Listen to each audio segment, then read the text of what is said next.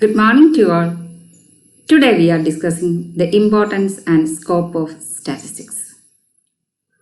In the ancient times, statistics was regarded only as the science of statecraft.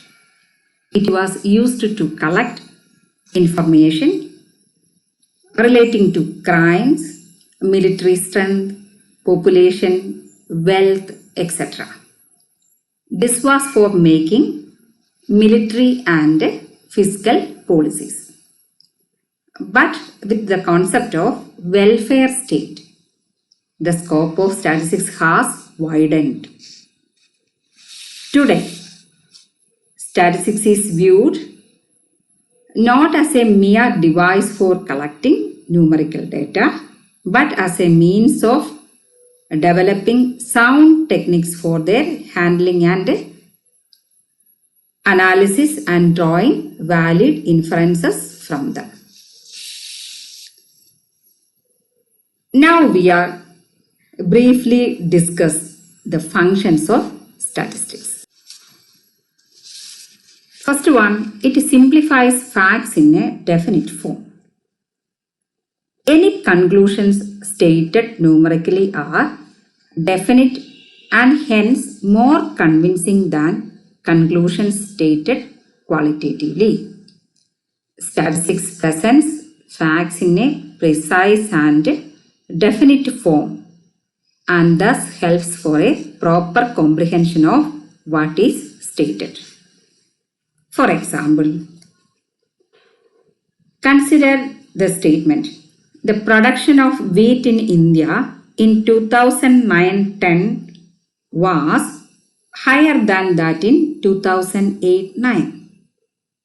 The observer will not have a clear idea of the statement, clear idea of the situation from the statement. We would surely like to know what is the extent of increase in wheat production. On the other hand, if we quantify the statement as the production of wheat for the year 2009-10 was 105 million tons, which is 11.5% higher than that in 2008-9. It conveys a definite information. Similarly, the statements like there is a lot of unemployment in India, the population of India is growing at a very fast rate, the prices of various commodities are rising, etc., hardly convey any worthwhile information as they do not specify the numerical dimensions involved. Now let's consider condensation. Generally speaking, by the word to condense, we mean reduce or lessen. Condensation is mainly applied at embracing the understanding of the huge mass of data by providing only few observations. If in a particular class, only marks in an examination are given, no purpose will be served. Instead, we are given the average mark in that particular examination. Definitely, it will serve better purpose. Similarly, the range of marks is also another measure of the data. Thus, statistical measures helps to reduce the complexity of the data and consequently to understand any huge mass of data. Next, it facilitates comparison. The various statistical methods facilitate comparison and enable useful conclusions to be drawn. The classification and tabulation are the two methods that are used to condense the data. They help us compare data collected from different sources. Grand totals, measures of central tendencies, measures of dispersion, graphs and diagrams, coefficient of correlation, etc. provide ample scope for comparison. For example, examine a statement. The production of rice in 2011-12 is likely to be more as compared to 2010-11. The observer would not get a clear picture from the statement. But if we make a statement that the production of rice in 2011-12 is likely to be 120 million tons as compared to 110 million tons in 2010-11. It conveys a definite meaning. Now, it helps in the formation of policies. Scientific analysis of statistical data constitute the starting point in all policy making. Decisions relating to import and export of various commodities, production of particular products, etc. are all based on statistics. For example, data about population, its rate of growth of population, migration, area, etc. helps in determining the future needs such as food, clothing, housing, education, recreational facilities, water, electricity, transportation system, etc. Similarly, detailed information on the unemployed persons, like what type of qualification, skills, experiences they have, would go a long way in framing suitable policy to tackle the problem of unemployment. Next, it helps in forecasting.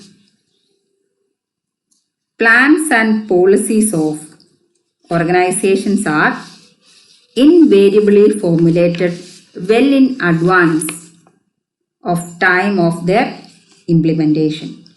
The word forecasting means to predict or to estimate beforehand. Given the data set of the last 15 years connected to rainfall of Kerala, it is possible to predict or forecast the rainfall for the near future. In business also, forecasting plays a dominant role in connection with production, sales, profits, etc. Analysis of time series and regression analysis plays an important role in forecasting. Now let's consider estimation.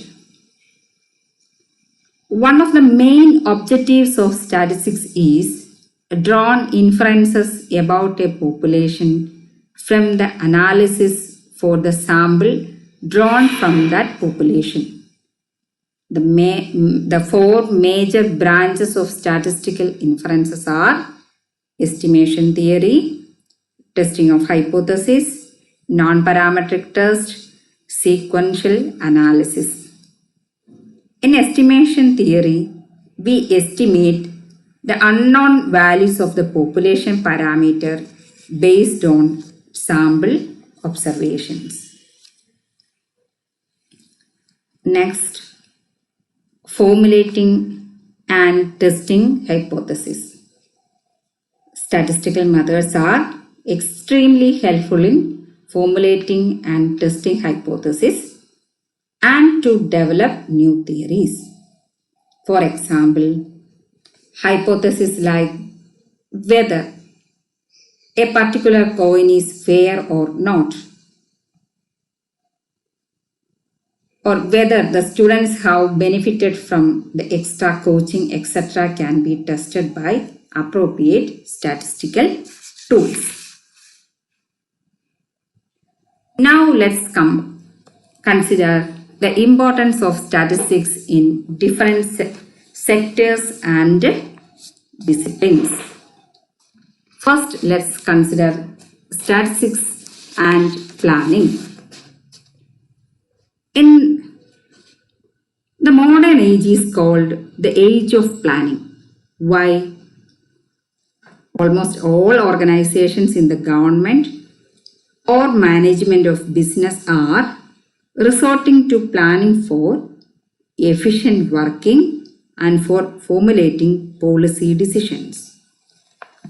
To achieve this end, the statistical data relating to production, consumption, prices, investment, income, expenditure, etc., and various advanced statistical techniques for handling and analyzing such complex data are of very important. Next, statistics and mathematics. The modern theory of statistics has its foundations on the theory of probability, which in turn is a particular branch of more advanced mathematical theory of measure and integration. Moreover, the development of statistical techniques and theories for application to various sciences, social, physical, and natural are based on fitting different mathematical models to the observed data under certain assumptions, and the whole process of such assumptions, analysis, and testing is basically mathematical in character, making wide applications of mathematical tools of integration, differentiation, algebra, trigonometry, matrix theory, and so on. Next, statistics and economics. Statistical data and techniques of statistical analysis have proved immensely useful in solving a variety of economic problems such as wages, prices, consumption, production, distribution of income and wealth, etc. Statistical tools like index numbers, time series, demand analysis, and forecasting techniques are extensively used for efficient planning and economic development of a country. Next, statistics and business. Statistics is an indispensable tool of production control also. Business executives are relying more and more on statistical techniques for studying the needs and the desires of the consumers and for many other purposes. The success of a businessman more or less depend upon the accuracy and precision of statistical forecasting. Next, statistics and biology, astronomy and medical science. The association between statistical methods and biological theories was first studied by Francis Galton in his work Regression. In astronomy, the theory of Gaussian normal law of errors for the study of the movements of stars and planets is developed by using the principle of least squares. In medical science also, the statistical tools for the collection, presentation, and analysis of observed facts relating to the causes and incidence of diseases and the results obtained from the use of various drugs and medicines are of great importance. Moreover, the efficiency of the manufactured drug or injection or medicine is tested by using the tests of significance. Next, statistics and psychology and in education. In education and psychology, statistics has found wide application to determine the reliability and validity of a test, factor analysis, etc. So that a new subject called psychometry has come into existence. Statistics and war. In war, the theory of decision functions can be of great assistance to military and technical personnel to plan maximum destruction with minimum effort. Next, statistics and industry. Statistics is widely used in many industries. In industries, control charts are widely used to maintain a certain quality level. In production engineering, to find whether the product is conforming to specifications or not. Statistical tools, namely inspection plans, control charts, etc., are of extreme importance. In inspection plans, we have to resort to some kind of sampling, a very important aspect of statistics. Now, statistics and agriculture. Analysis of variance, ANOVA, is one of the statistical tools developed by Professor R.A. Fisher. We have already discussed about in our previous class. R.A. Fisher, who is known as the father of modern statistics, plays a prominent role in agriculture experiments. In test of significance based on small samples, it can be shown that statistics is adequate to test the significant difference between two sample means. In analysis of variance, we are concerned with testing of equality of several population means. For example, 5 fertilizers are applied to 5 plots each of wheat and the yield of wheat on each of the plots are given. In such a situation, we are interested in finding out whether the effects of these fertilizers on the yield is significantly different or not. In other words, whether the sample are drawn from the same normal population or not. The answer to this problem is provided by the technique of ANOVA and is used to test the homogeneity of several population means.